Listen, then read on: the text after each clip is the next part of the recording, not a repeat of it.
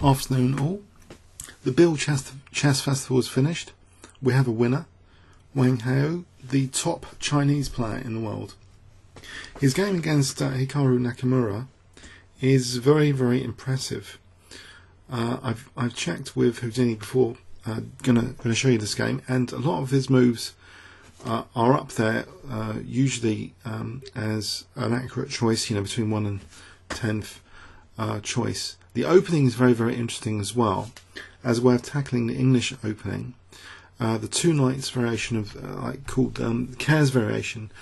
So Paul Keres had been using this system as black, and I want to show why it's very interesting. So c4 is played by Nakamura, and black's response is e5. Okay, now you'll know from a lot of my blitz games that I'm often kind of getting a bind, trying to get a bind on the d4 square, and sometimes playing my structure like this, and it leaves d5 weak.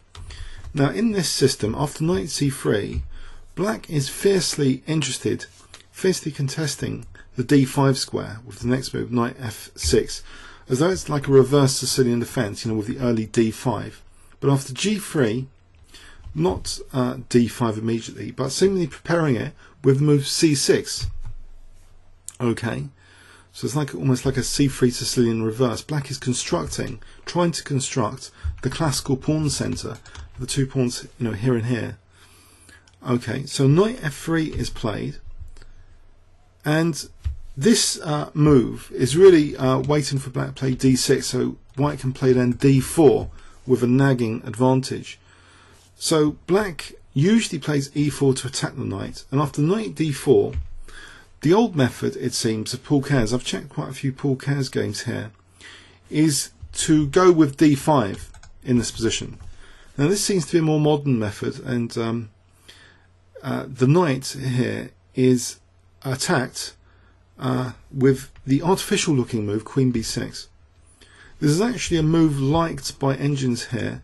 On the chessgames.com opening explorer, I think there are still more games with d5, but queen b6 is really liked by engines here as a way of attacking that knight. Nakamura has played all this before against Topalov up till now, and that game was a draw. There was a 2012 game, I think, in this variation. But it seems queen b6 is liked a little bit preferred to d5. So d5 is kind of classical, occupation of the center. But at queen b6, we get a very, very complex tactical game emerging here, where black is trying to kick these knights around for a bit, not content with leaving this d4 knight alone, which came from f3, because after knight b3, now black plays the move a5. And you might think, well, without the move d5, how is black's construction in the center, occupation in the center, going to be defended that easily if white tries to break black's advanced central pawn with the move d3? d3 is played here. Now we get another forcing move, a4. And in this position, I think Nakamura has played knight d2 against Topalov before, knight d2, just moving the knight. Here, in this game, we see bishop e3 attacking the queen, and making use of that knight. It's controlling c5 at the moment, so there's no natural bishop c5 or anything. The queen is kicked back now, and it goes all the way back to d8. So it's a sharp tactical position without any sort of apparent clear logic from that, apart from to sort of inject quite a few forcing moves to harass white's knights, which are kind of stumbling around as though sort of Alekhine defense type maneuvers with the knights going from one end of the board to the other. This knight maneuver. Okay, so it's there now on b3 and being asked to move again. It goes to d2, and it seems fairly logical because black is now really attacking. Black's got this advanced e pawn to try and do something about, and you'd think, well, white is going to dominate the center maybe. After e takes d3, actually we don't see the seemingly natural response e takes d3. What we see instead is Naka taking the a pawn. Okay, so the first question is, can white just play e takes d3 and sort of say to black, well, you know, you've kind of weakened some of your dark squares here, and this pawn might be vulnerable in the future. So you might wonder, well, what's wrong with e takes d3? Let's just check this position out. It seems e takes d3. Let's go with e takes d3. It seems in this position, black might be okay with d5 now in this position. Threatening d4, it seems. So if white plays d4, now a3, it's sort of emphasizing white's dark square problems. That actually, you know, this tempo gaining on the knight is also undermining the dark squares. You know, like c3, and b4 is going to be useful for bishop b4 potentially. So having a pawn on a3, it seems comfortable for black. So Nakamura actually, he gets rid of, you know, that a pawn here. He actually plays knight takes a4, and the position becomes wild with black not even casting soon. After d5, we see a forcing move from white, bishop b6, and now black plays queen e7, basically forfeiting the right to castle, knowing that bishop c5 can force bishop takes f8, and then black's not going to castle. But black did this here. With queen e7, he's preventing, of course, ed. It's not a legal move. Okay, so bishop c5, queen c7 now, and white plays bishop takes f8, which seems like a good idea. Stop black from castling.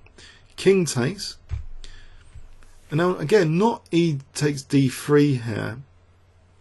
I think there might be other problems with e takes d3 in this position. Let's just check e d3 in this position. If e d3, let's produce a number of lines here. It seems black's okay with either h5 or even bishop g4.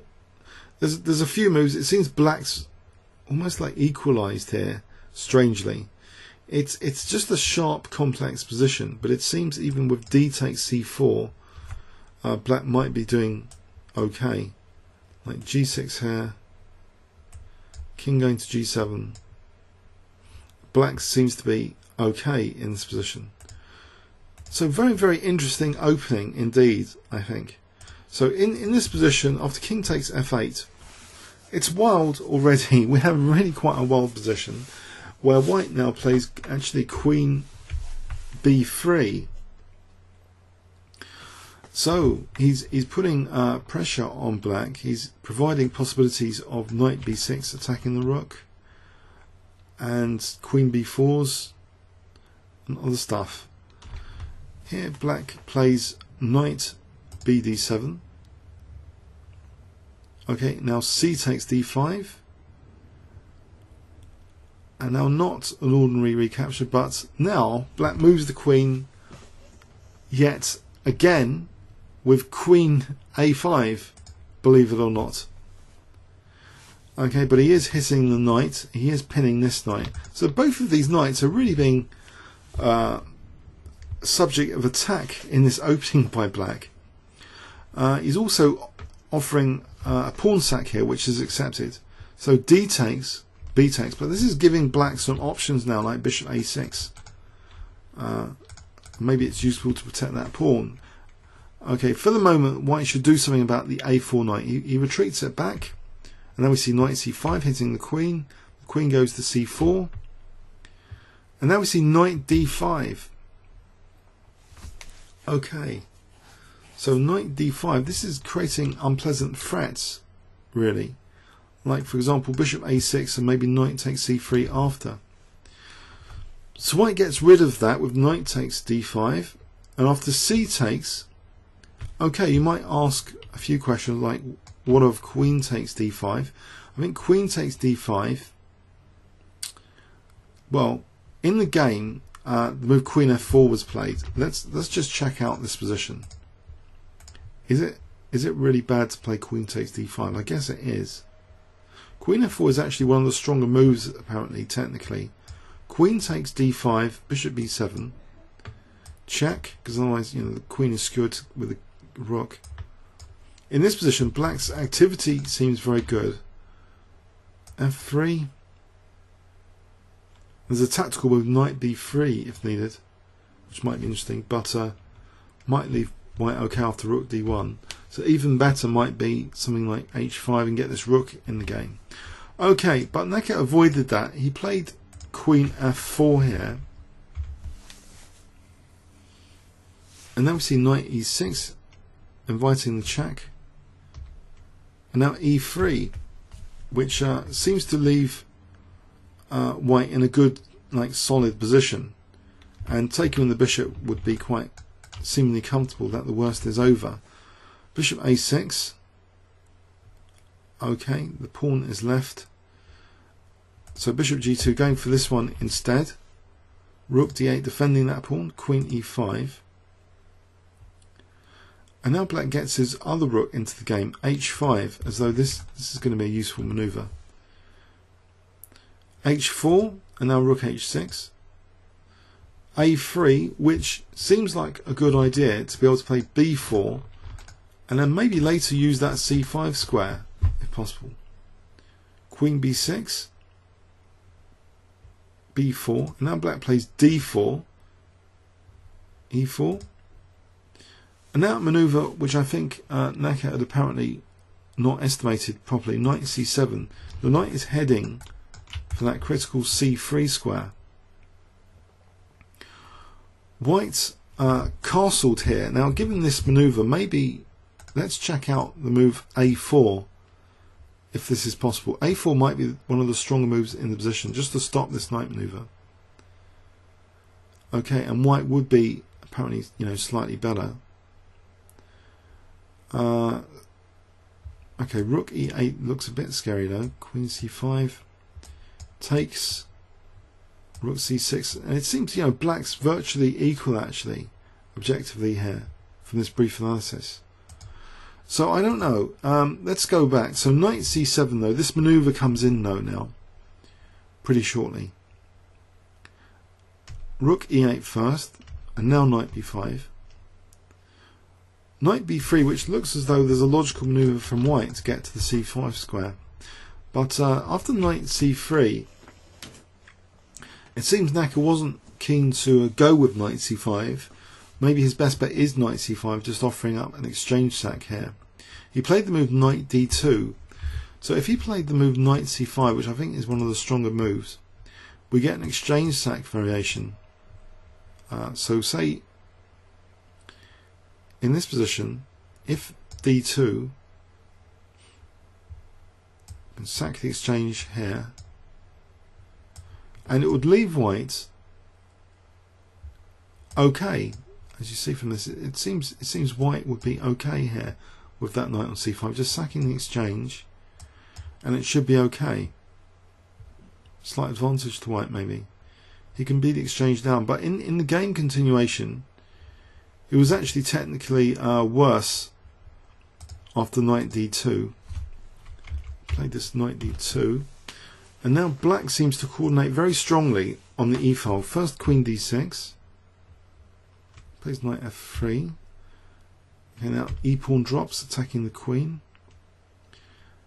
and the queen doesn't want to particularly go to a5 here. I think there might be a technical problem with queen a5, as well as looking a bit strange. Maybe just d2. c1 doesn't look tempting either. So interesting is Naka's next move actually. If queen a5, let's just check out queen a5, which is a legal move. Knight c3, queen f5, d2. It looks as though this is horrible for white. Okay, but let's go back. What else was there? Not much else. What was played was actually rook fe1, and I think knight takes g5, although tempting, would be disastrous. Let's have a quick look. Check, check, check. Now in this position, if f5, then bishop takes d3 because we've got this rook e6 idea, and that would be better for white. But here, if king f6,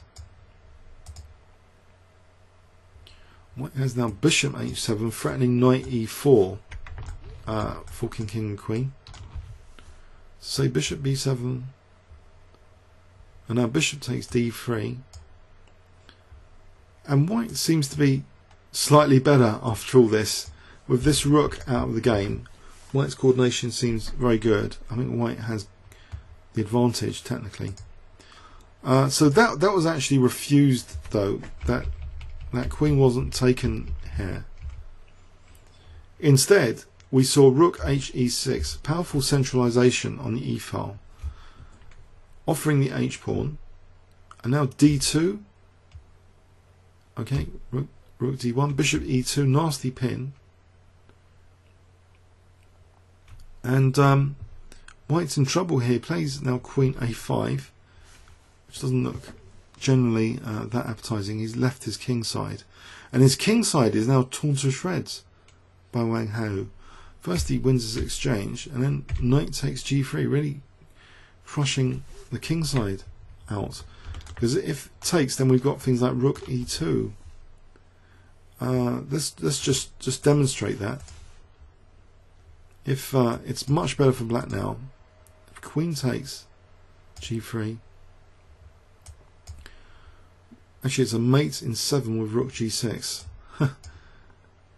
Queen d5, rook e2. It's just g2's collapsing, basically. So it's even much simpler. So in the game, after knight takes g3, this is really bad news. Rook takes d2, check, and it's the end of white's king safety here. After bishop f1, white played this move and resigned. Hikaru resigned here. I think just knight takes f1 is good here, threatening the rook, and also queen h2 mate. I think knight h2 would be the strongest move here. Get choke and check. Maybe a little, no, not there. But it's end of game here. The rook's lost. It's end of game. It's all forced mate as well. Okay, it seems to be it's a really tactically chaotic game. Okay, there's a nice expression, pawns of the soul of chess, but in this game it seems it's full of threats and dynamic play on king safety and manually getting the king into safety, and all sorts of really tactical concepts, piece pressure. Very, very, very rich tactical game, rule-breaking game, in inverted commas.